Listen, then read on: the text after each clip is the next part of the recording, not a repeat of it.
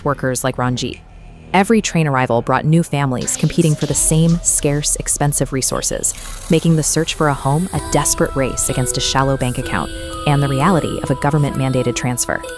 Ranjit had to find immediate housing for his wife, Jumki, and their 5-year-old son.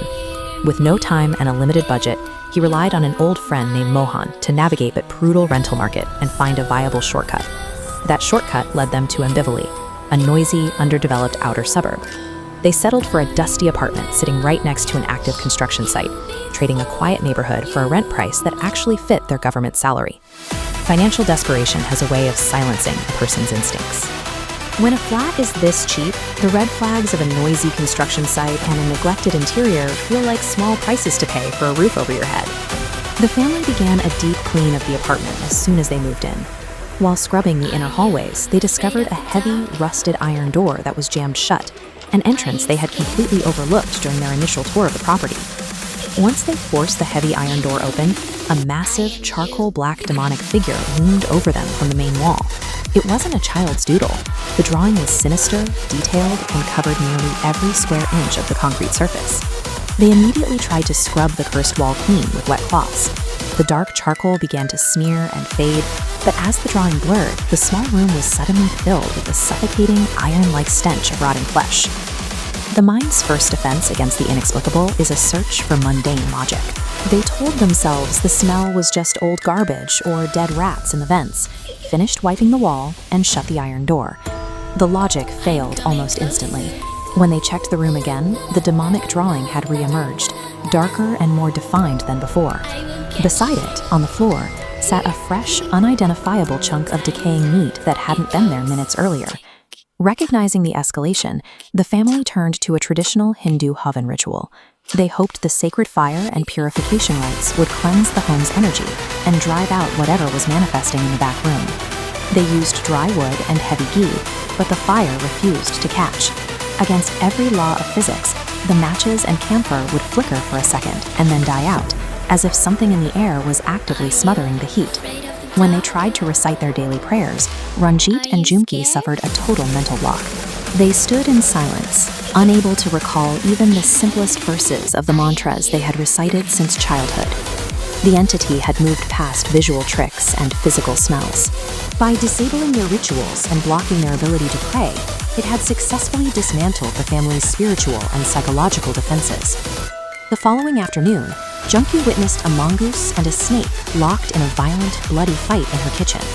She ran for help, but when she returned with a neighbor, the animals had vanished without leaving a single drop of blood or a trace of the struggle. Ranjit tried one final physical fix, covering the demonic wall with a thick layer of fresh paint. Within hours, the paint had turned a sickly gray, and the drawing bled through once more, this time surrounded by 13 rotting lemons. Exhausted, Ranjit went to the bathroom to wash up. As he looked into the mirror, a dense cloud of black smoke materialized behind his reflection. It coalesced into a human shape with glowing red eyes. The mirror suddenly exploded outward. Shards of glass buried themselves in Ranjit's chest and arms, forcing the family to grab their son and flee the apartment into the night. The entity was no longer just presence in a spare room. It was using physical violence to enforce its claim on the apartment. After a night in a hotel, the family returned with a paranormal investigator.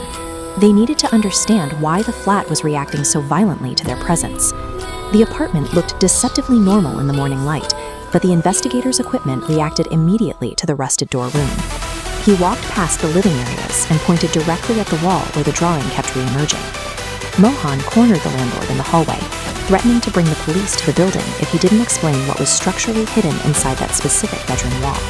The pressure of a potential investigation finally broke the landlord's silence. He admitted that the wall wasn't just a part of the house. It was a tomb for a crime that had been covered up years prior.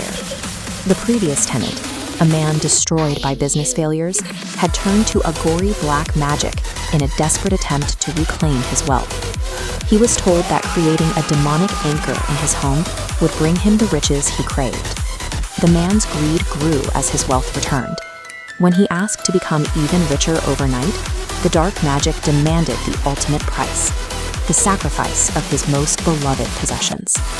That night, the man murdered his own wife and his 19-year-old daughter while they were asleep in their beds. He spent the remaining hours of the night bricking their bodies into the bedroom wall. He was only caught when the smell of decay reached the neighboring apartments. When the police finally arrived to arrest him, the man died of a massive heart attack on the spot. The shadows and the violence left behind in that ambivalent flat were the physical residue of that man's choices. He had traded the lives of his family for a chance at wealth, leaving a permanent stain of greed on the very walls of the home.